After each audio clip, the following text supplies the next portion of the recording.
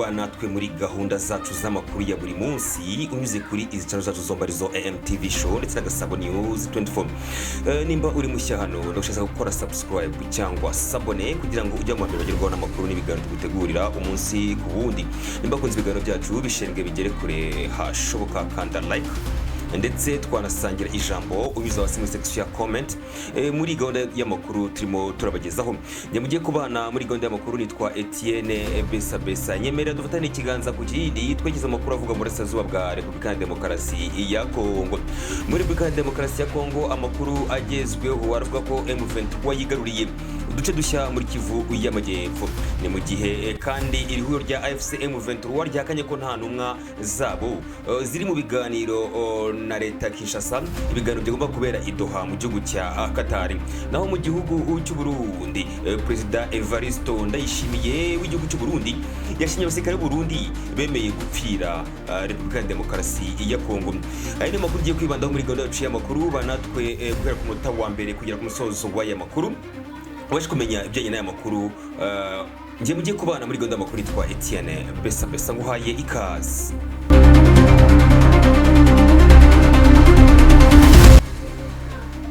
Nguhaye ikaze muri gahunda yacu y'amakuru kuri AMTV show ndetse na Gasabo News 24.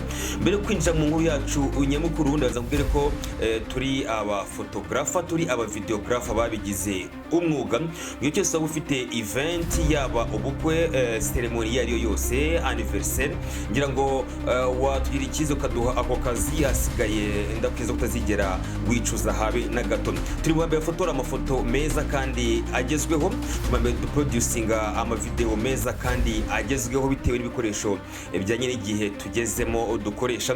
Tugiye kize rero asigaye uduhe akazi tugukorere amateka. Aba YouTuber mwifuza gukora ibiganiro bitandukanye mutugane, asigaye tubakorere ibiganiro bitandukanye, podcast, ibiganiro bitandukanye ibijyanye n'amakuru mutugane, asigaye dukorane tubakorere amavideo ari ku rwego rwiza. Abakeneye live streaming namwe mutugane tubashe kuba jana live kuri YouTube, asigaye abakunzi banyu bagerweho n'ibiganiro cyangwa se amakuru mu bategura umunsi ku wundi. Tuvuye mu bijyanye no kwamamaza rero reka twinjire mu nkuru yacu nyamukuru. Inkuru yacu nyamukuru twerekeza muri Kivu y'Amajyepfo. Amakuru aturuka muri Kivu y'Amajyepfo, aya makuru aremeza ko abarwanyi ba AFC M23 abarwanyi ba General Sultani Makenga bamaze kwigarura ibindi bice bikomakomeye byo muri Kivu y'Amajyepfo, hamwe n'ibice kungahaye bicukurwamo amabuye ya gaciro. Turinjira mu nkuru yacu tudatinze cyane. Uyu mutwe wa AFC M23 kuri uyu wa gatanu tariki ya 8 z'ukwezi kwa 9 muri mwaka turimo watangaje ko wigaruriye uduce dushya two mu ntara Kivu y'Amajyepfo. Ni uduce rero uyu mutwe uvuga ko birukanyemo ingabo za leta ya Kinshasa arizo FARDC bari kumwe n'abatangabikorwa babo muri intambara, harimo abarwanyi ba Wazalendo, urubyiruko cyangwa se n'insoresore z'abakongomani bita abapatriote bavuga ko baje gufasha igisirikare cya Kongo kugira ngo bahagarike abarwanyi ba AFC M23 bakomeje kwigarurira ibice bitandukanye by'igihugu cya Repubulika ya Demokarasi ya Kongo, cyane mu burasirazuba bwa Kongo mu ntara za Kivu ya ruguru na Kivu y'Amajyepfo. Harimo kandi abarwanyi ba FDLR. Aba n'abarwanyi bakomoka mu Rwanda basize bakoze jenoside yakorewe abatutsi mu Rwanda muri 1994 muri Mata.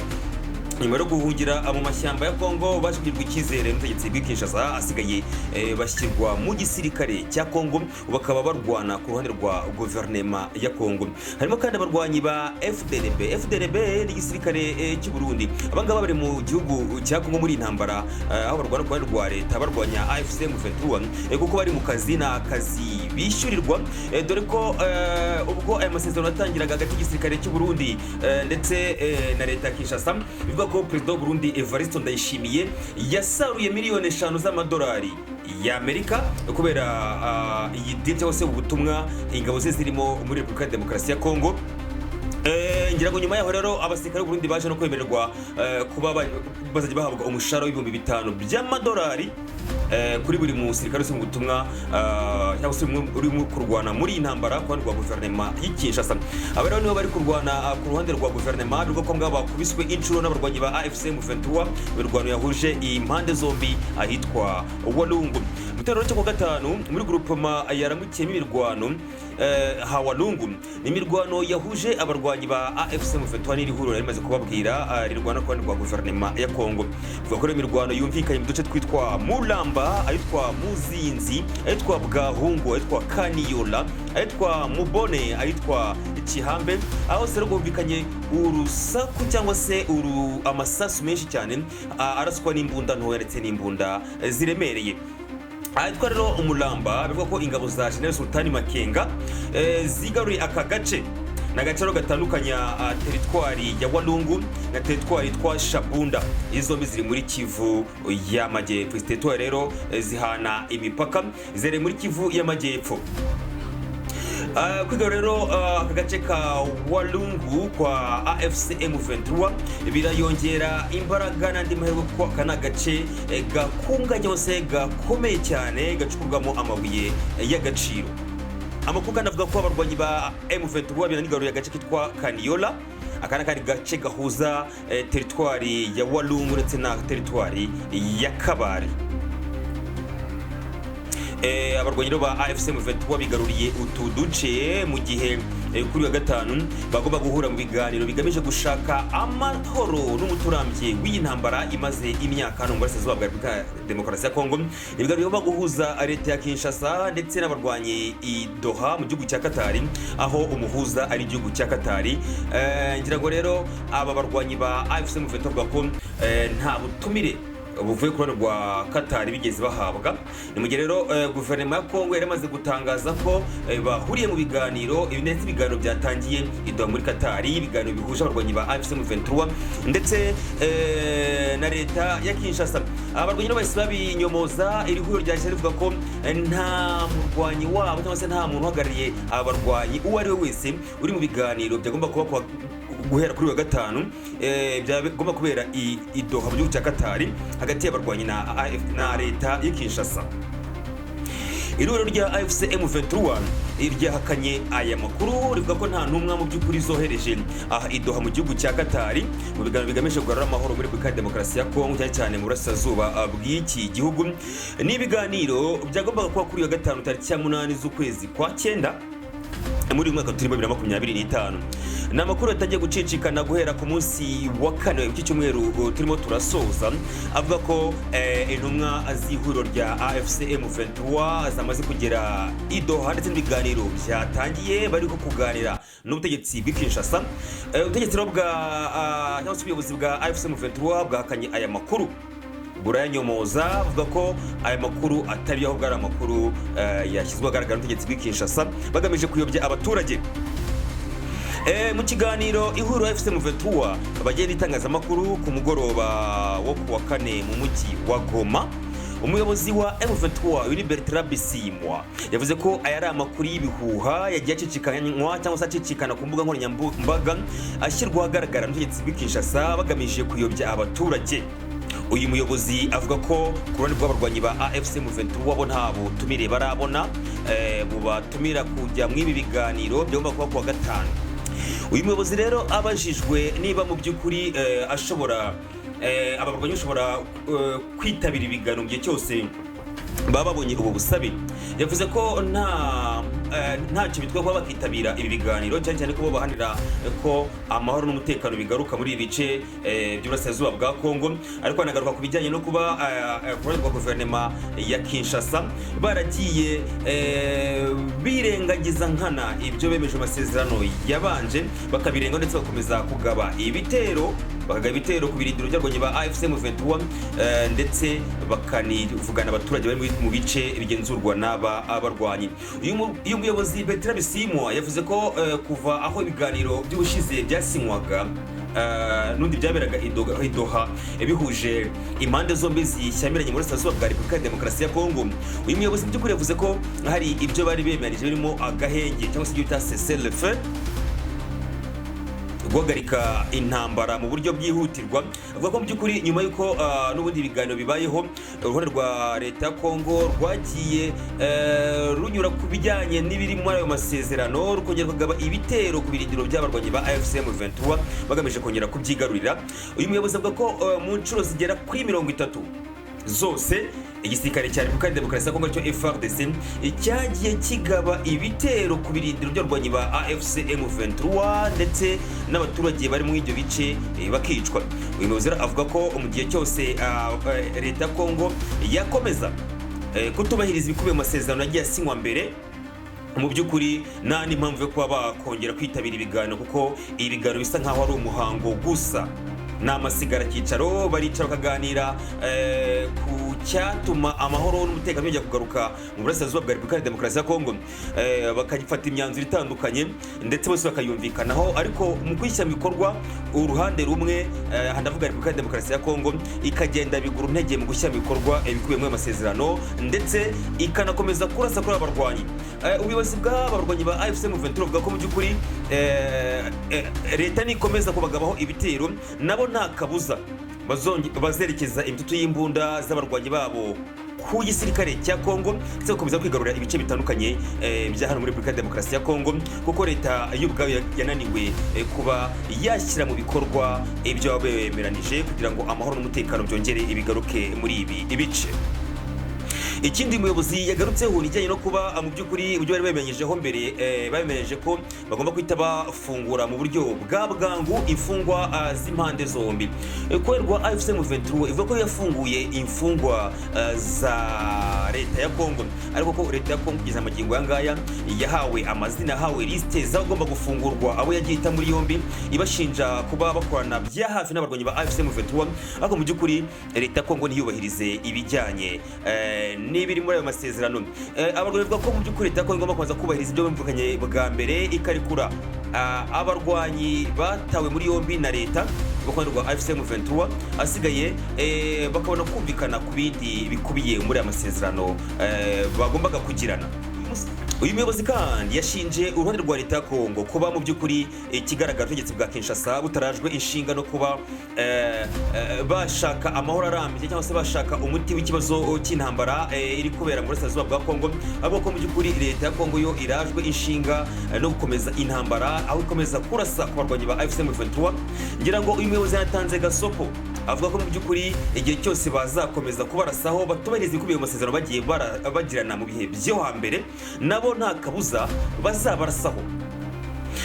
Uyu muyobozi kandi avuga ko icyo bo bifuza ari uko abaturage bakomeje kurengana mu burasirazuba bwa Kongo barenganurwa, cyane cyane abanyamurenge bo muri Kivu y'Amajyepfo bicwa umunsi ku wundi n'abarwanyi barimo Wazalendo, barimo FDLR, barimo igisirikare cy'u Burundi FDNB ndetse n'ingabo za Repubulika ya Demokarasi ya Kongo arizo FARDC.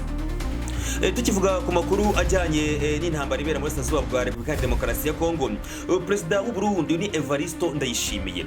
Evariste Ndayishimiye uyoboye igihugu cy'u Burundi yashimye abasirikare b'igihugu cye bemeye mu by'ukuri gupfira Repubulika ya Demokarasi ya Kongo. Perezida Evariste Ndayishimiye yashimye abasirikare b'igihugu cye bagiye mu ntambara mu burasirazuba bwa Repubulika ya Demokarasi ya Kongo, bagiye kurwana ku ruhande rwa guverinoma ya Kongo, bakaba baremeye gupfira abanyekongo. Uyu muyobozi w'igihugu cy'u Burundi yavuze ko abasirikare be ari intwari rwose arabo gushimirwa igihe cyose. Ubwo rero abofisiye bo mu cyiciro cya 50 n'icya 51 bashoje amasomo yabo y'igisirikare mu ishuri kuru ya gisirikare ry'u Burundi gitwa ISCAM i Bujumbura, uyu muyobozi w'igihugu cy'u Burundi Perezida Ndayishimiye yagaragaje ko abasirikare b'Abarundi aho bageze hose ibintu birakemuka, anatanga ingero z'aho bagiye bitabira cyangwa se bajya gufasha ibihugu bitandukanye mu kugarura amahoro, aho bagiye bajya mu bihugu bahagera amahoro akagaruka. Yongo anatanga urugero rwa hafi rw'igihugu cya Kongo, avuga ko kuva ubwo ingabo z'u Burundi zageze ku butaka bwa Kongo ibintu byahindutse, zatanze umusanzu ukomeye ndetse zinakumira abarwanyi ba AFC M23 bari bafite umuvuduko udasanzwe bakomeza kwigarurira ibice bitandukanye muri Kivu ya ruguru na Kivu y'Amajyepfo. Uyu muyobozi w'igihugu cy'u Burundi magambo yajyana ashaka kumukotinga yagize ati ubu dufite imenyetso ko ahantu hose iyo tuhageze baratubwira bati ahatari ingabo z'u Burundi nta wundi muntu cyangwa se nta wundi musirikare wahashobora. Mu gihugu rero ngo cya Central Africa bazi ingabo z'u Burundi, ni perezida w'igihugu cy'u Burundi ubigarukaho. Abakora mu gihugu cya Kongo nabwo bazi agaciro n'imbaraga z'ingabo z'u Burundi, avuga ko aho Umurundi aciye ubu ngubu ngo baramubona bakamufata nk'umuntu w'umugabo, kuko ntago aharira kurinda umutekano w'igihugu cye gusa, ahubwo aharira no kurinda umutekano w'abaturanyi be.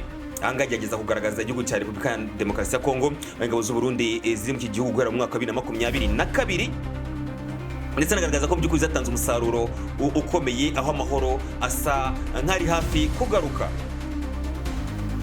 Ndayishimiye perezida w'u Burundi yasabye abasirikare b'igihugu cye kudatinya, abisubiramo mu mvugo yamamaye cyane y'urugamba agira ati intambara ni moteri y'urupfu, aho upfa mbere arufatwa n'isasu ryica. Akomeza agira ati utabyemera ushaka wakigendera. Aya n'amagambo ya perezida w'u Burundi Evaristo Ndayishimiye ubwo yari mw'ibi birori cyangwa se mw'iyi seremoni y'abasirikare b'u Burundi bashoje amasomo cyangwa se amahugurwa y'igisirikare mu ishuri y'igisirikare hano mu gihugu cy'u Burundi.